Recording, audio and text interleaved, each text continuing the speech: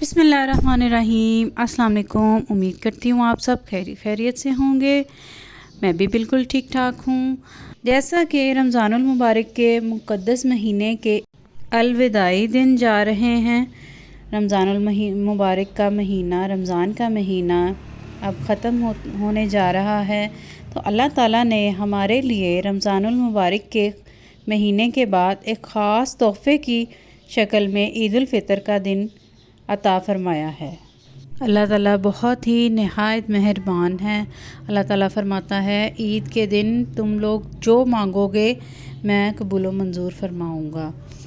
اللہ تعالیٰ سے ہمیں ہر دعا کرنی چاہیے، اور خاص طور پہ اس موقع پہ جب کہ ہم عید الفطر منا رہے ہیں، تو ہمیں اللہ سے رجوع کرنا چاہیے اپنی مصیبتوں کے بارے میں، پریشانیوں کے بارے میں۔ اللہ تعالیٰ کو سجدہ ریز ہو کر اللہ سے اپنی حاجت طلب کرنی چاہیے، تاکہ اللہ تعالیٰ ہمارے ہر معاملے میں آسانی فرمائے، فوراً سے قبول و منظور فرما لے۔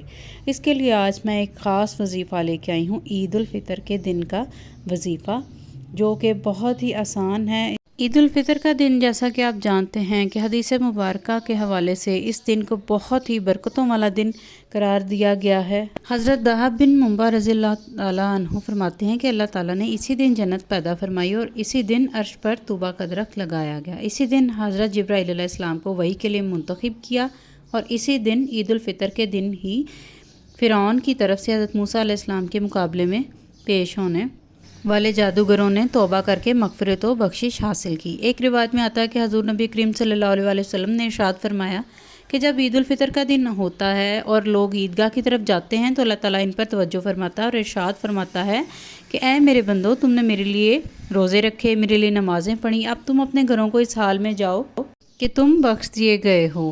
حضرت دہب بن منبع رضی اللہ تعالیٰ عنہ فرماتے ہیں کہ شیطان ہر عید پر نوحہ زاری کرتا ہے کہ تمام شیطان اس کے گرد جمع ہو کر پوچھتے ہیں، اے آقا، آپ کیوں غضبناک اور اداس ہیں؟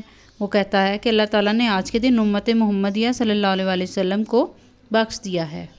ایک روایت میں آتا ہے کہ جب عید کی صبح ہوتی ہے تو اللہ تعالیٰ فرشتوں کو بھیجتا ہے، جو زمین پر اترتے ہیں، اور وہ گلی کوچوں اور راستوں میں کھڑے ہو جاتے ہیں اور بلند آواز سے کہتے ہیں، جسے جن اور انس کے سوا تمام مخلوق سنتی ہے۔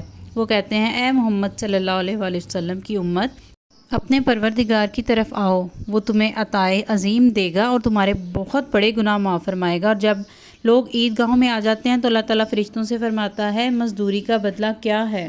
جب وہ اپنا کام مکمل کر لیں، فرشتے کہتے ہیں، اس کا بدلہ یہ ہے کہ اسے پورا اجر دیا جائے۔ تب اللہ تعالیٰ فرماتا ہے، میں تمہیں گواہ بناتا ہوں، میں نے ان لوگوں کے لیے اپنی بخشش اور رضا کو ان کا اجر بنایا ہے۔ تو اللہ تعالیٰ نہایت مہربان ہے۔ آپ ان باتوں سے اندازہ لگائیں کہ اللہ تعالیٰ کتنا بخش دینے والا غفور الرحیم ہے، اور ہماری حاجات کو قبول و منظور فرماتا ہے۔ ہم اس سے مانگیں تو صحیح، تو اس طرح سے ہمیں اللہ تعالیٰ سے رجوع کرتے رہنا چاہیے، اور خاص طور پہ ان خاص موقعوں پر بالکل بھی موقع ضائع نہیں کرنا دینا چاہیے۔ اب میں آپ کو ایک وظیفہ بتانے والی ہوں، جو شخص عید کے دن 300 مرتبہ یعنی کہ 3 تسبیحاں سبحان اللہ و بحمدہ سبحان اللہ العظیم پڑھے گا، تو اسے فوت شدہ مسلمانوں کی ارواح کو اس کا ایصال ثواب کریں گے۔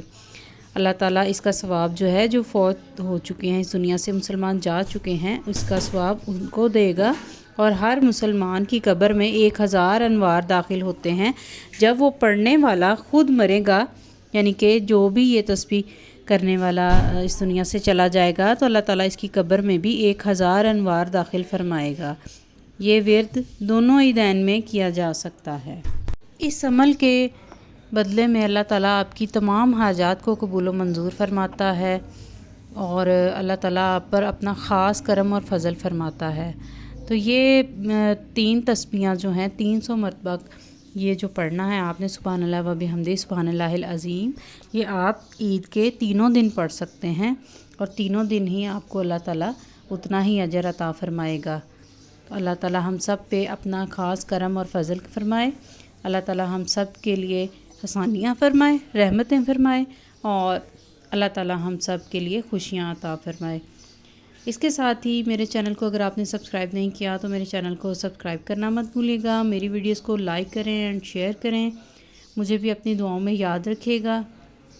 اللہ پاک ہم سب مسلمانوں پر اپنا خاص کرم کرے، خاص فضل کرے اور ہمیں اپنے کمی اور کوتاہیوں کو دور کرنے کی توفیق عطا فرمائے۔ ہم جس غفلت میں ہیں اللہ تعالی ہمیں اس غفلت سے نکالے اور اللہ تعالی ہمیں معاف فرمائے۔